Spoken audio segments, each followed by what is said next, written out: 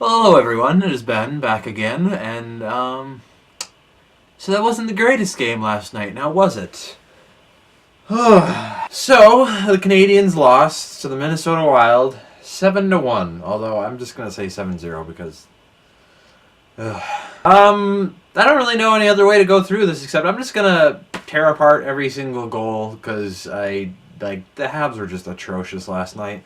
But anyway, let's start with the one decent period the Habs had, which was the first period, which is something to say because they came out of it trailing. So their best period was a period they came out of losing the game.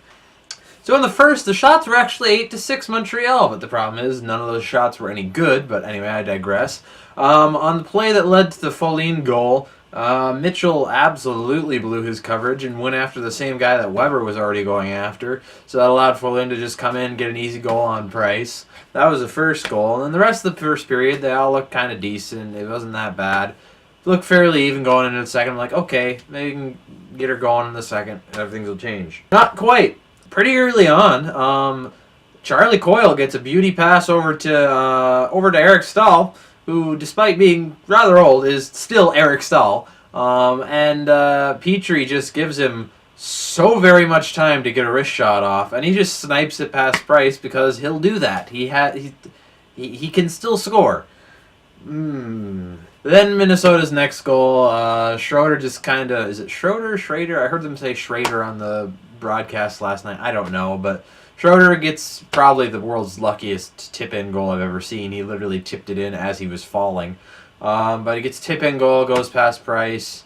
3-0 Minnesota. Fourth goal, Nino Niederreiter was just completely by himself in front of the net and just has so much time to just make some moves and put it in as Beaulieu, Petrie, and Plekanec all just watched on like nothing was happening, and he just scores the goal to put him up 4-0. And that's the end of the second. Shots were only 8-6 in the second period for Minnesota, so not too horrible.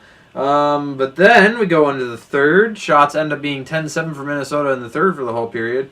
But it starts off with Zucker deflecting it in front of the net to put the Wild up 5-0. The 6-0 goal was a slap shot from the point by Suter, which admittedly, I've seen Carey Price stop so very many of those shots before. That was one I would have liked to have seen him get.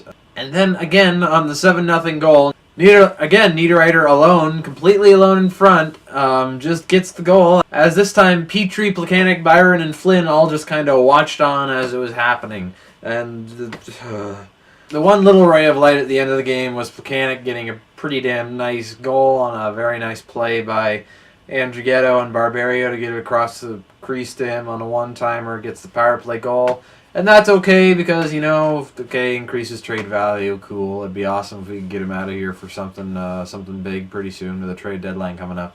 But holy crap, that was a bad game. Oh my god, that was painful to watch. I don't know why I watched it till the end, but Jesus. Final shots on goal were only 24-21 Minnesota, but the scoring chances were an absolutely ridiculous 15-3 in favor of Minnesota. You're not going to score 7 goals on Dubnyk if you only have 3 scoring chances on him. And it's not helping that Carey Price has kind of continued his slump last night. He did not look good, and I was wondering myself why he didn't come out after the second period, but turns out he just wanted to stick it out like Montoya had to the other night in Columbus a month or two ago, and good on him, I guess. But holy hell, that was a bad game. Good news is, after that game, it came out that Farnham and Scherbak both got sent down to the ice caps, which means Andrew Shaw and Alex Galchenyuk are more than likely going to be in the game on Saturday night against the Rangers. So that's great news. That really is very good to be getting them back. And better news is New York's playing Toronto tonight, so they're going to be the tired team going into tomorrow night, which is also helpful. But good God, I just want to forget about this game. Anyway, see you guys next time.